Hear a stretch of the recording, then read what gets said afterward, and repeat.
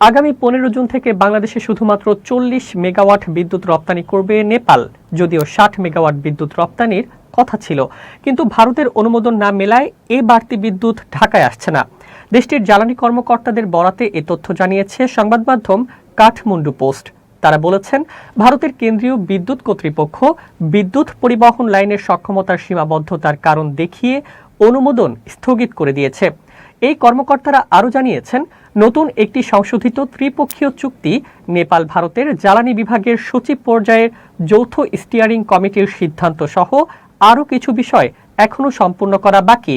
বর্ষা মৌসুমে নেপাল তার বাড়তি বিদ্যুৎ বাংলাদেশ ও ভারতে রপ্তানি করে, অপরদিকে শীতকালে ভারত থেকে তারা উল্টো বিদ্যুৎ আমদানি করে।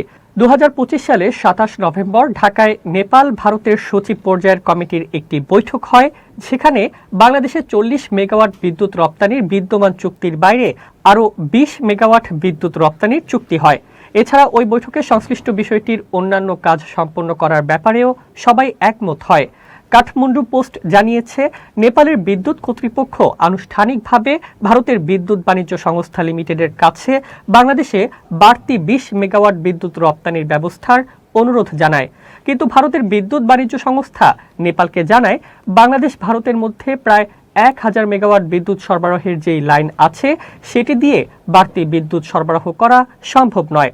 নেপালের বিদ্যুৎ কর্তৃপক্ষের বিদ্যুৎ বাণিজ্য বিভাগের পরিচালক বাহাদুর থাপা বলেছেন, এবার বাংলাদেশে শুধুমাত্র 40 মেগাওয়াট বিদ্যুৎ যাবে।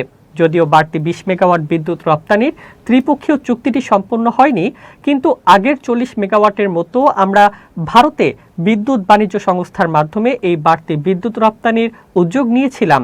কিন্তু তারা জানায়, বাড়তি 20 মেগাওয়াট বিদ্যুৎ রপ্তানির মতো সক্ষমতা তাদের নেই।